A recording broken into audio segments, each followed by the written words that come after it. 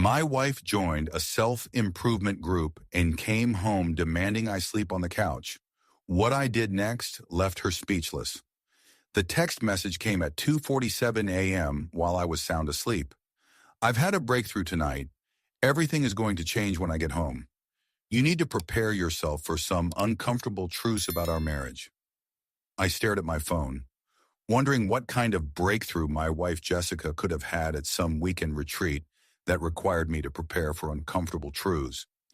Little did I know she'd spent 48 hours being brainwashed by a group that convinced her our 5-year marriage was a prison and I was the warden. But here's what she didn't expect. Instead of fighting her new ideology, I was going to embrace it so completely that she'd beg me to go back to being the oppressive husband she just learned to hate. If you're into honest stories about relationships, trust, and betrayal, hit that follow button. You won't want to miss the next one. Let me paint you a picture of what our marriage was like before Jessica discovered authentic living and relationship liberation. We had what most people would consider a pretty good thing going. We split household duties fairly, supported each other's careers, enjoyed each other's company, and had the kind of physical and emotional intimacy that made our friends joke about us being disgustingly happy. Jessica worked as a marketing coordinator for a tech startup. I was a project manager at a construction company. We'd been together for 7 years, married for 5, and had recently started talking about buying a house and maybe starting a family. Normal couple stuff. The first sign something was off came about 4 months ago when she started attending these weekend workshops called Authentic Self-Discovery. At first, I thought it was just another self-help phase. Jessica had always been into personal development. She'd tried meditation retreats, juice cleanses, life coaching, all that stuff. Usually lasted a few weeks, and then life went back to normal. But this was different. She'd come back from these weekends with a strange energy, like she'd been given secret knowledge that the rest of us weren't privy to. She'd use phrases like living my truth and dismantling limiting beliefs and breaking free from a societal conditioning.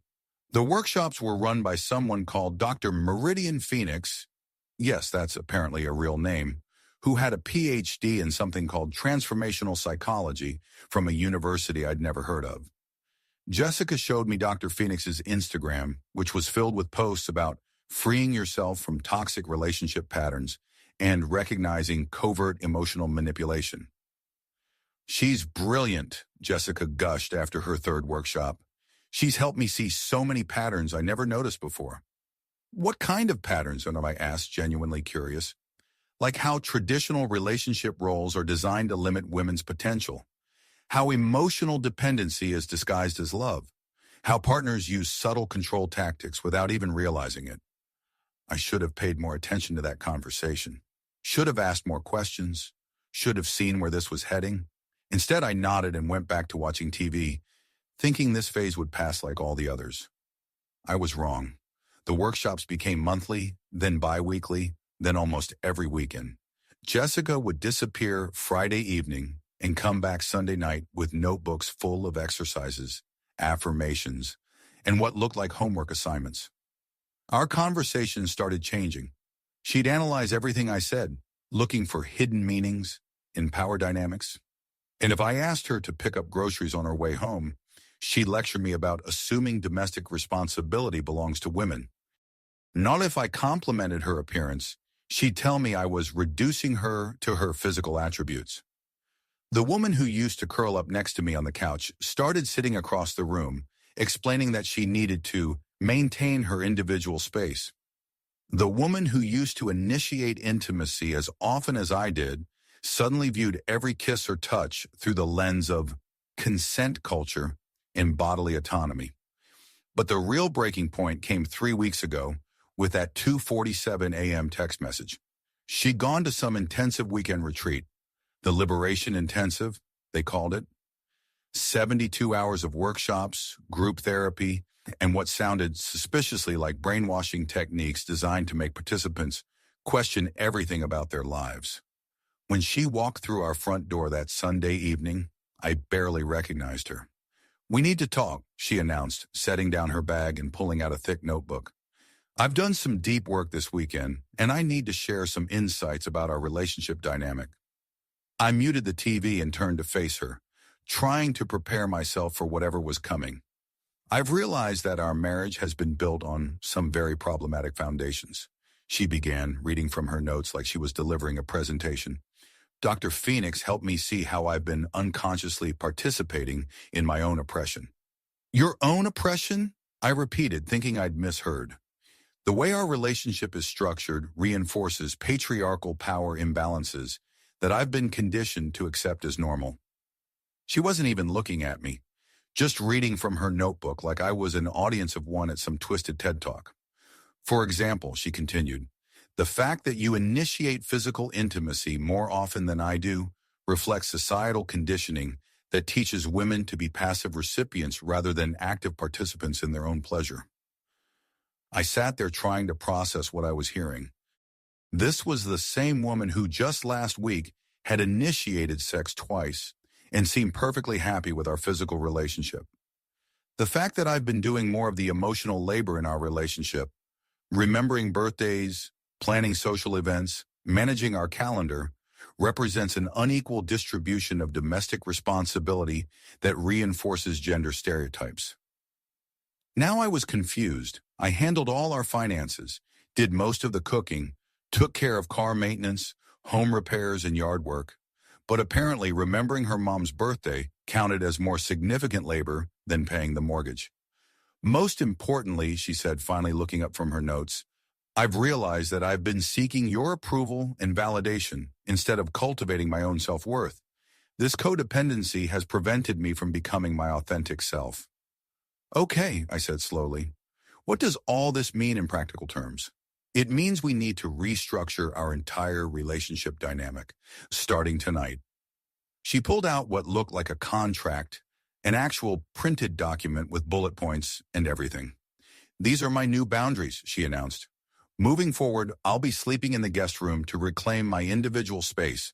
Physical intimacy will only occur when I explicitly request it. You'll need to ask permission before touching me in any way, even casually. I'll be taking over all decisions about my time, my social activities, and my personal choices without needing your input or approval. I stared at this document that essentially turned our marriage into a list of rules designed to keep me at arm's length. And if I don't agree to these terms, I asked, then you'll be proving that you're more invested in maintaining control over me than supporting my personal growth. There it was, the trap. Either I accepted her new terms or I was the bad guy trying to hold her back from self-actualization. I took the contract from her hands and read through it carefully. 10 pages of rules that basically turned me into a stranger living in my own house. No casual affection, no shared decision-making, no expectation of intimacy or emotional connection. When I finished reading, I looked up at her. She was watching me expectantly, probably anticipating an argument or some desperate attempt to negotiate. Instead, I did something she clearly wasn't prepared for. I smiled. You know what, Jessica? You're absolutely right. Her confident expression faltered slightly. I am? Completely. This relationship dynamic has been totally unfair to you. I've been unconsciously perpetuating all these oppressive patterns without even realizing it. She blinked, clearly not expecting this response. I'm so grateful that Dr. Phoenix opened your eyes to how problematic our marriage has been. And I want to support your authentic self-discovery by giving you exactly what you're asking for. I stood up and handed the contract back to her. I agree to every single one of these terms. In fact, I think you didn't go far enough. What do you mean? She asked, sounding confused. Well, you're asking me not to touch you without permission, but you're still living in a house that I pay the mortgage on. Isn't that just another form of patriarchal control? Me providing shelter that you don't have to pay for? Her mouth opened slightly, but no sound came out. And what about groceries? If I'm buying food that you eat, isn't that creating an economic dependency that undermines your autonomy? I could see her mentally scrambling, trying to figure out how to respond. What are you saying? She asked. I'm saying that if we're really going to dismantle these oppressive power structures, we need to go all the way. You should pay for your own food, your own utilities, your own share of the mortgage. Otherwise, you're just replacing one form of dependence with another. The look on her face was priceless. She'd prepared for me to fight her new boundaries, not embrace them so enthusiastically that I took them to their logical conclusion. That's not what I meant, she stammered. But isn't it? If you're truly committed to authentic living and dismantling patriarchal structures, shouldn't you be completely self-sufficient? Shouldn't you prove that you don't need anything from me? I pulled out my phone and started calculating. Let's see, your half of the mortgage would be about $1,200 a month. Utilities, insurance, property taxes, probably another $400. Then there's groceries, which we should split completely. No more shared meals unless you pay for exactly half of every ingredient. She was staring at me like I'd lost my mind. I can set up a separate bank account for household expenses, I continued. You can transfer your portion every month. That way there's no financial entanglement that could be seen as controlling. That's ridiculous, she said. Is it? Because according to your new framework, me paying for things you use is just another way of maintaining power over you. I'm just trying to help you achieve complete independence. This was when I realized something important. Her liberation was only appealing when it gave her more freedom without any additional responsibility. What about our shared life, she asked? Our plans, our future? What about them? You just told me that seeking my approval and validation was preventing you from becoming your authentic self. So why would you want to make plans with someone who's been unconsciously oppressing you? I sat back down and picked up the TV remote. Don't worry about it, though. I completely support your journey. You should focus on discovering who you are without any input from me. I'll just be here paying the bills and maintaining the house while you figure out your authentic self. The silence that followed was deafening. This isn't what I wanted, she said quietly. What did you want? She couldn't answer because the truth was she wanted to have her cake and eat it too. She wanted the freedom to treat me like a stranger while still enjoying all the benefits of being married to someone who loved and supported her. I think I should call Dr. Phoenix, she said finally. Great idea. I'm sure she'll have some insights about how my enthusiastic support for your independence is actually another form of manipulation. That night she did sleep in the guest room, and the next morning I woke up and made breakfast for one, did my own laundry, and went to work without checking in with her at all. If she wanted independence, I was going to give her more independence than she knew what to do with. The next few days were educational. Jessica had expected me to fight her new boundaries, to try to win her back, to prove that I couldn't live without her emotional validation. Instead, I treated her like exactly what she'd asked to be, a roommate who happened to share my last name.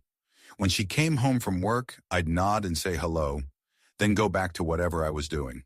When she tried to tell me about her day, I'd say, that sounds important for your personal growth, and change the subject.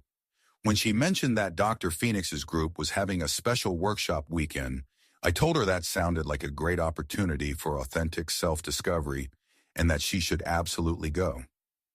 Don't you want to know what it's about? She asked. Not really. Your personal development journey is yours to navigate. I wouldn't want to impose my opinions on your autonomous choices. The workshop was called Breaking Free from Toxic Attachment Patterns, and it cost $800 for the weekend. I'll need to use our joint account, she said. Our joint account? I thought financial entanglement was a form of patriarchal control. She stared at me. You're being ridiculous. I'm being consistent. You want independence, right? Independent people pay for their own personal development workshops. I don't have $800 in my personal account. Then maybe you should reconsider whether this particular form of self-discovery is worth going into debt for. She ended up asking her sister for the money, which led to an interesting phone conversation that I couldn't help but overhear. He's being completely unreasonable, Jessica was saying. He's turned into this cold, sarcastic person who acts like he doesn't care about anything. There was a pause while her sister responded. No, he's not yelling or being mean. He's just distant, like we're strangers. Another pause. That's what I asked for, but it's not what I meant. And there it was. The admission that her liberation movement was based on wanting different treatment, not different relationship dynamics. She went to the workshop anyway, funded by her sister's credit card. When she came back, she had a new set of insights about emotional withholding and passive-aggressive punishment. Dr. Phoenix says that when partners withdraw emotionally, it's a form of psychological manipulation. She announced, "You're punishing me for setting boundaries." "That's interesting," I said. "What does Dr. Phoenix suggest you do about partners who are psychologically manipulative?" "She says I should confront the behavior directly and not allow myself to be controlled by someone else's emotional immaturity." "Sounds like good advice. You should probably follow it." "I am following it. I'm confronting you right now. And I'm not controlling you at all. You're free to make whatever choices you want. I'm just not participating in the emotional labor of managing your feelings about those choices." She looked frustrated. "That's exactly what Dr. Phoenix said you'd say." Dr. Phoenix sounds very wise. What else did she predict I'd say? This conversation went on for an hour, with her trying to diagnose my behavior through the framework she'd learned, and me agreeing with everything she said, while offering no emotional reaction whatsoever. "You're doing this on purpose," she finally said. "Doing what?" "Being this robot version of yourself." "I'm being respectful of your boundaries. You asked for no casual affection, no emotional intimacy, no shared decision-making. I'm giving you exactly what you asked for." "But you're not fighting for us." "Fighting for us would mean trying to talk you out of your authentic self-discovery. That would be controlling and manipulative, wouldn't it?" The trap she'd created for herself was becoming clear. She wanted me to chase her, to prove that I couldn't live without her, to demonstrate that her newfound independence was valuable by showing how much I missed what we used to have. But I wasn't playing that game. Instead, I was giving her so much independence that she was starting to realize independence wasn't actually what she wanted. 3 weeks into this new dynamic, something interesting happened. She started trying to recreate intimacy while maintaining her boundaries. She'd sit closer to me on the couch, but not touching, because that required permission. She'd cook dinner and ask if I wanted some, but make it clear she wasn't doing it as a wifely duty. She'd try to initiate conversations about our relationship, but frame it as her sharing insights rather than seeking connection. "I've been thinking," she said one evening, "maybe some of my boundaries were too rigid." "Have you discussed this with Dr. Phoenix?" "Well, no. I wanted to talk to you about it first." "But I thought seeking my input on your personal choices was a form of codependency." She paused, clearly realizing the contradiction. "This is different. This is about our relationship dynamic." "What relationship dynamic?" "You've made it very clear that you need independence and individual space. I'm just respecting that. But we're still married. Are we? Because married people usually share emotional intimacy, physical affection, and life decisions. We don't do any of those things anymore. That's not what I meant when I set those boundaries." "Then what did you mean?" She couldn't answer because she was beginning to realize that she'd never thought through the logical consequences of what she was asking for. "I meant that I wanted you to respect my autonomy while still being connected." "Connected how?" "Because connection requires mutual vulnerability, shared experiences, and emotional availability. You've explicitly asked me not to expect any of those things from you." This was the moment I could see her starting to understand the corner she'd painted herself into. "Maybe I was too extreme," she admitted. "Maybe. But extreme positions require extreme solutions. You can't ask someone to treat you like an independent stranger and then get upset when they actually do it." That night, she knocked on my bedroom door around midnight. "Can I come in?" "It's your house too," I said. "But I thought you needed individual space for authentic self-discovery." She came in and sat on the edge of the bed, looking smaller and more uncertain than I'd seen her in months. "I miss you," she said quietly. "You see me every day." "You know what I mean." "Actually, I don't. You've been very clear about wanting independence and individual space. I'm just giving you what you asked for. I miss us. I miss feeling connected to you." Connection is a two-way street. You can't have authentic intimacy with someone you view as an unconscious oppressor. She was quiet for a long moment. What if I was wrong about some things? Were you wrong? Or are you just unhappy with the results of getting exactly what you asked for? Does it matter? It matters to me. Because if you were wrong, that means you're capable of recognizing when ideology doesn't match reality. But if you're just unhappy with the consequences, then you'll probably find some new framework to justify changing course when this one becomes inconvenient. She started crying then, and for the first time in weeks, I felt a flicker of the old instinct to comfort her. But I didn't move. I don't know how to fix this, she whispered. Fix what? Us. This. What I've done to our marriage. What do you think you've done to our marriage? I turned it into something cold and transactional. I took all the joy out of it and replaced it with rules and analysis. Why did you do that? Because Dr. Phoenix in the group made it sound like what we had before was unhealthy. Like I was being oppressed and just couldn't see it. And now? Now I realize that what we had before wasn't oppression. It was love.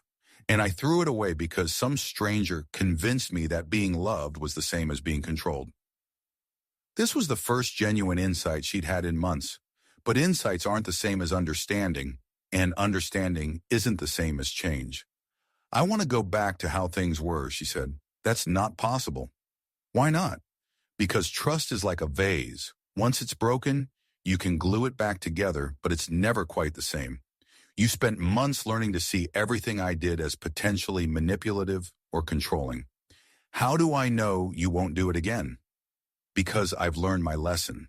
Have you? Or have you just learned that this particular lesson has consequences you don't like? She didn't have an answer for that. Here's what's going to happen, I said. You're going to have to prove that you've changed. Not with words, but with actions. Not for days or weeks, but for months, maybe longer. How long? However long it takes for me to believe that you see me as your partner instead of your potential oppressor. What if I can't prove it? Then you'll have to live with the consequences of your choices. We both will. She looked at me across the bedroom, this woman I'd loved and married and built a life with, who'd spent months learning to see our entire relationship as problematic. I'm going to try, she said. Good, because I'm done trying. I'm done being the only one fighting for us. From now on, you prove to me that this marriage is worth saving. The next morning, I woke up to find a handwritten note on the kitchen counter. I've canceled all future workshops with Dr. Phoenix. I've left the group chat and deleted all the materials. I know this doesn't fix everything, but it's a start. I want to earn back your trust, even if it takes years. I love you. Jessica. It was a start, but starts aren't finishes, and promises aren't the same as follow-through. Over the next month, she made efforts, real efforts. She stopped analyzing our interactions through ideological frameworks. She started expressing appreciation for things I did instead of looking for hidden power dynamics. She began initiating physical affection and seemed genuinely happy when I reciprocated. But I watched all of this with the emotional detachment of someone who learned that the person he trusted most in the world was capable of reframing their entire relationship as oppression based on the influence of strangers. Trust once broken doesn't heal on anyone else's timeline. How will I know when you forgive me? She asked one evening as we were cooking dinner together for the first time in months. You'll know when I stop feeling like I need to protect myself from you. When will that be? I don't know. Maybe never. She paused in chopping vegetables.